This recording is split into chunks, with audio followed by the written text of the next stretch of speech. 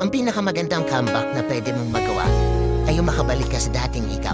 Yung version ng sarili mo na buo, yung ganado, yung masaya.